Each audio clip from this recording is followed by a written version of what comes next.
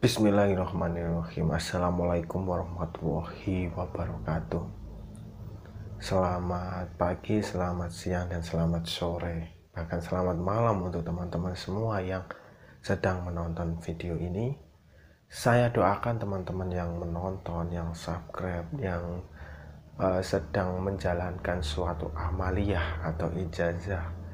Saya doakan semuanya selalu dalam keadaan sehat walafiat, selalu mendapatkan keberkahan limpahan rezeki dan kebahagiaan di dunia ini sampai di akhirat nanti. Untuk teman-teman para spiritualis atau teman-teman yang belajar spiritualis, semoga teman-teman selalu mendapatkan keistiqomahan dalam menjalankan suatu tirakat atau suatu amaliyah teman-teman semua. Karena apa teman-teman? Di dalam ilmu spiritualis itu bukan cepat atau lambatnya kita mencapai suatu tujuan, tapi bagaimana tujuan itu bisa kita peroleh dengan hasil yang maksimal. Di mana kita melakukan suatu tirakat itu tidak terus kita melakukan hari ini besok jadi.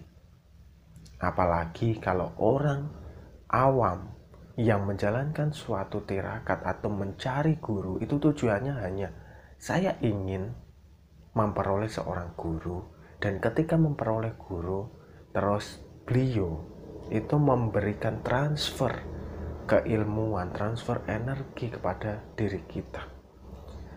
Contohnya seperti ini teman-teman. Teman-teman adalah orang yang buta terhadap spiritual. Teman-teman menganggap kalau orang berspiritual itu wah, bisa melihat alam gaib misalnya. Teman-teman mencari guru.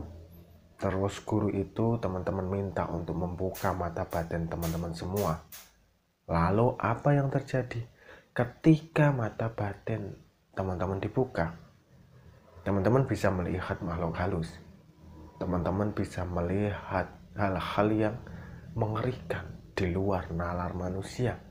Misalnya ada hantu pocongan, misalnya ada kuntilanak, misalnya ada gendruwo, misalnya ada manusia tanpa kepala, manusia tanpa tangan, manusia yang buruk rupa, dan lain sebagainya. Sudah siapkah teman-teman? Itu pertanyaan saya. Kalau teman-teman hanya ingin berspiritual untuk melihat hal-hal yang bersifat gaib seperti ini, sia-sia spiritual teman-teman semua. Karena mereka hanya makhluk seperti kita semua. Mereka hanya hiasan yang diciptakan di dalam dunia ini, yang bertujuan untuk melengkapi kehidupan di dunia ini. Sama seperti hubungan kita dengan hewan, hubungan kita dengan malaikat, hubungan kita dengan jin, hubungan kita dengan yang lain sebagainya. Itu adalah keadaan spiritual yang hanya ingin melihat hal-hal yang bersifat gaib, teman-teman. Alasannya yang lain adalah ketika teman-teman belum siap terus dibuka secara radikal seperti ini, yang terjadi bukannya teman-teman itu akan tenang, tapi teman-teman justru akan mengalami tingkat depresi yang sangat tinggi, tingkat tekanan yang sangat tinggi. Karena apa? Teman-teman wadahnya, mentalnya, terus kehidupan yang sehari-hari itu belum terbiasa dengan mereka. Misalnya teman-teman ingin melihat sekejap saja ya, tapi teman-teman ini melihat setiap hari. Ketika ingin tidur dilihatkan seperti itu, ketika berjalan di kesepian diperlihatkan seperti itu, di keramaian seperti itu, maka ini akan mengganggu secara psikis dan mental. Oleh sebab itu, bagi teman-teman yang belajar spiritual, jangan mengejar hal ini, tapi kejarlah pertama kali adalah ketenangan batin teman-teman semua. Rasa ikhlas, rasa melepas, rasa syukur, ini dipelajari dulu.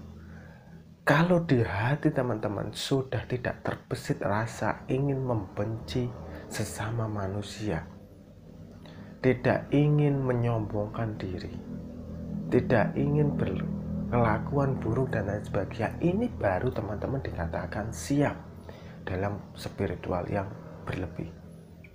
Karena apa teman-teman? Guru saya pernah bilang,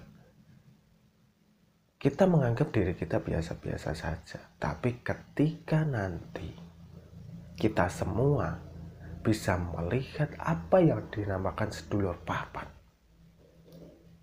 dalam artian melihat tidak secara langsung, bisa secara meditasi, mimpi, dan lain sebagainya, itu mereka yang bisa melihat ini, yang tadinya suka ngomong, suka berdusta misalnya, atau suka meninggikan diri, meninggikan hati, dan lain sebagainya, ini akan menjadi orang yang berbalik 180 derajat.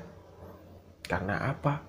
Dia memperoleh sahabatnya sendiri, yaitu sedulurnya sendiri. Dan ini yang biasanya akan menjadi pembimbing seorang manusia. Pembimbing sejati, pembimbing yang secara alam tidak sadar. Itu menunjukkan kepada kita apa sih yang terjadi pada diri kita. Apa sih yang terjadi pada lingkungan kita. Terus apa sih yang terjadi kira-kira di masa depan nanti. Ini adalah tugas mereka untuk memberitahu kita. Bahkan diri kita sebenarnya sudah diberitahu, hanya saja kita sering menghiraukan atau menghalahkan. Misalnya di dalam hati kita sering bergejolak, kita mau mengambil sebuah mangga yang milik tetangga misalnya. Saya mau mengambil mangga. Jangan, itu perbuatan yang kurang baik. Tapi saya ingin mengambil karena itu adalah mangga yang enak. Satu saja, tidak usah banyak-banyak. Tapi itu kan bukan hak kita. Itu adalah begini dan begini.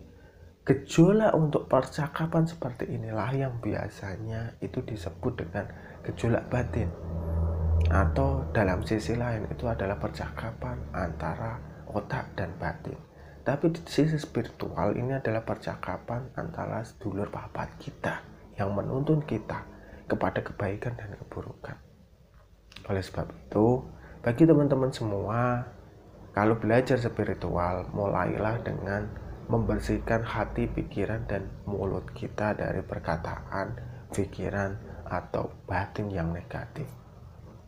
Semoga beruntung dan sampai jumpa di video selanjutnya. Wassalamualaikum warahmatullahi wabarakatuh.